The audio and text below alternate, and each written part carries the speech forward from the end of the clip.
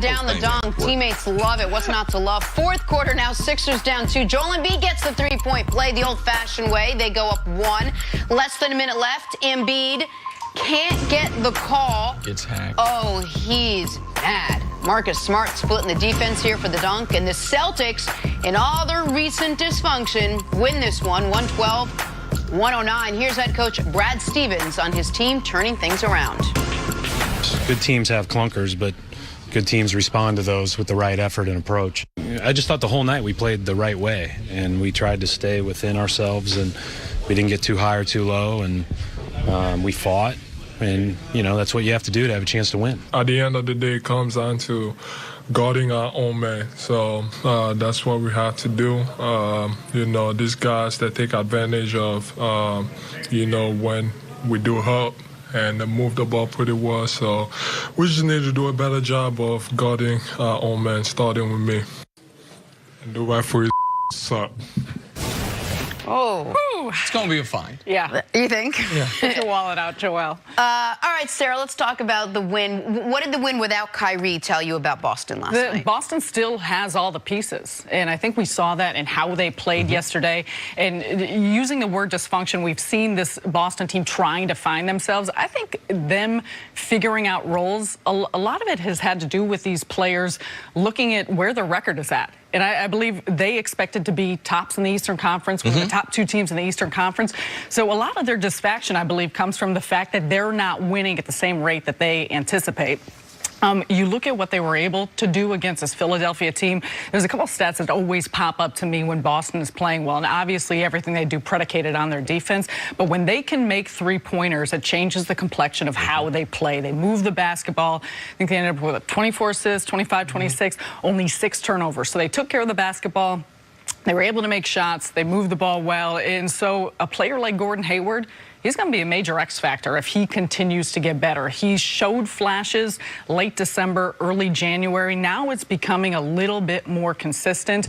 And I like the fact that a guy like Marcus Morris, who called out this team, called out the group, he came out of the gates and he was playing really well. But I think for them, it's still about figuring out how do they play this way with Kyrie Irving, because they're definitely a better team with him on the floor, but how do they keep moving the ball the same way? How do guys continue to maximize their production in some of the limited minutes they may get? Right, it's one of those kind of things that, yes, we know we're more talented when we get off the bus, but we don't play better basketball when he's out of the lineup. So in theory, yes, we look like we're better.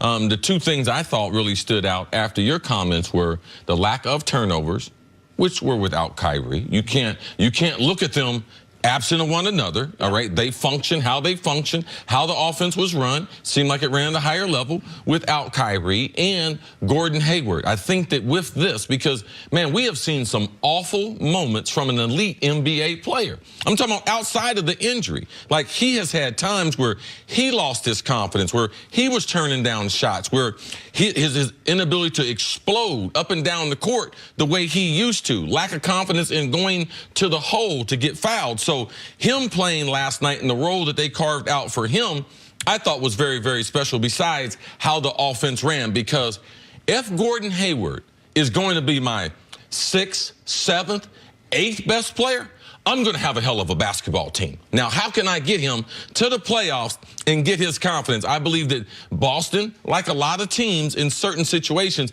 it's not, you can't figure it out. They just have an edge over a certain team. A lot like Green Bay always has with Aaron Rodgers over your Chicago Bears. So this right here, I'm not going to try to read too much into it, but I like what I saw offensively. Lack of turnovers, moving the ball, and Gordon Hayward was special last night. Can we build on that? All right, so there's a lot here. First on the Kyrie stuff. The Kyrie with and without for the Celtics is very confusing, because the metrics are with him on the court, they outscore people by 9 points per 100 possession. With him off, it's 1.5. They are way better with him than without him.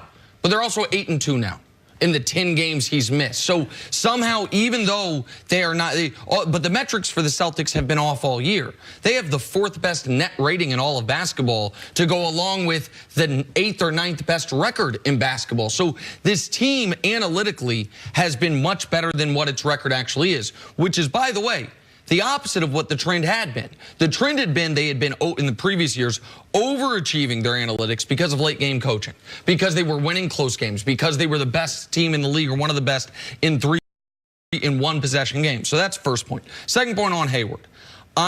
He was 6 of 7 of 3 last night.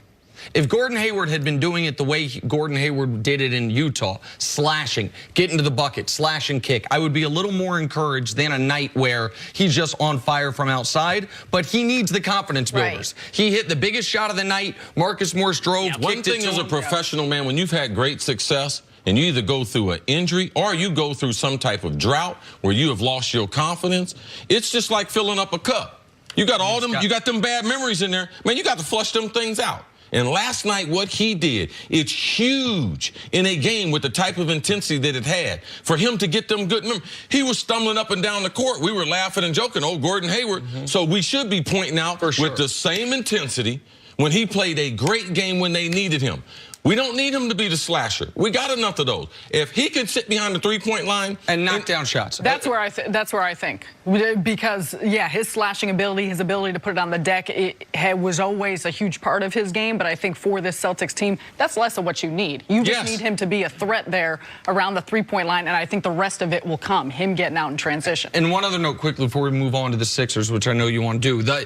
A shout out to Al Horford, who was excellent. Yes. He forced it. Listen, that's a veteran foul at the end. Listen, Embiid's either going to make the shot or you're going to foul him, and maybe they don't make the call. He shouldn't even been around too, because he got a bad call early in the game. He ended up getting a technical. He complained enough. He should have gotten thrown out of the game. He was as angry as I've seen him. And it's because of his overall character. Yes, he normally doesn't act that way. He's a great leader. They allowed him to get himself back together, stay in the game, and he was a key component. And listen, Horford was great on both ends. He rarely has these 20-plus point games. I talked to him 2 days ago about whether or not he thinks he's underrated because he's never a big scorer. And he said he thinks smart people that know basketball appreciate what he does. Last night, everyone should have appreciated what he did. Yeah, on your show. I spoke to him 1 day ago, and he said he really liked the conversation that he had 2 days ago with you. And you probably spoke to him this morning. So let's talk about the Sixers now. Sixers are 1-7 against the Celtics, the Bucks, and the Raptors. Why do they have such a hard time with the top of the East? I will first say that I am not sold that they are better than the Bucks and Raptors. I am very high on Milwaukee in particular, but Toronto as well. And then additionally, I think you look at last night and the new pieces they have, I think this is going to take some time. I think they're going to need the 20-plus games here throughout the rest of the regular season to figure out how they play together, how they try and work in some of these new pieces. And you look at a team against, I mean, you bring up the key fact, Al Horford is excellent against Joel Embiid. Yes. Embiid ends up, and he had a good line last night, but in his possessions matching up against Horford gives him trouble, and he makes him settle for a lot of extended range shots, a lot of three-point shots, and not doing as much work on the inside. And so I think at some point for this 76ers team, it's a matchup thing, but I think that gets in your head. And that's something that you start to think about, not just in the regular season, but then how that fares out in the postseason. Horford can guard Embiid without fouling him. Embiid, he's second in the league in free throw attempts, second league in free throw makes behind only Harden, who's first every single year. Embiid last night only took 4 free throws, took 8 threes. Every team that plays the Sixers will say, if Joel Embiid takes double the threes of free throws, we are in a good spot. The concern for the Sixers, though, is exactly what you pointed out, Jenna. They have been great at home, except for against these best teams. They have dominated. They've been one of the best teams in basketball against mediocre or bad teams. But against the teams, you're in the second round of the playoffs, you are playing either Milwaukee, Toronto, or Boston. And you're 1-7 against them. You went 1-4 in the playoffs last year against Boston. Now, 3 of those games came down to the last possession, but you lost all 3 of those last possession games. I do think they are more talented, obviously, now than they were last year, but they got to get over that hump, and they got to figure out one guy off their bench. One guy off their bench that can be a consistent. I think we have to give them more time, like we did Cleveland last year. This is a team that's gone through 2 big transitions. All right, got Jimmy Butler early. Now went through another big trade right on the trade deadline. So let's give them these last 20 games, and then we can decide that later on, because it's just not fair. Kawhi, he's got a teammate coming from San Antonio. They make the adjustment.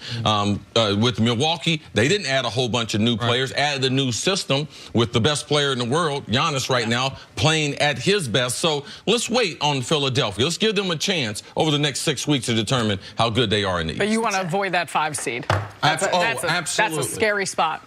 All right, Sarah, we'll see you a little bit later on in the show. Coming up, are the Lakers due for a coaching change? That's next on First Things First. Were you about to make a joke and you aborted it? Well, Was Sarah it going to be said an Al something. Horford?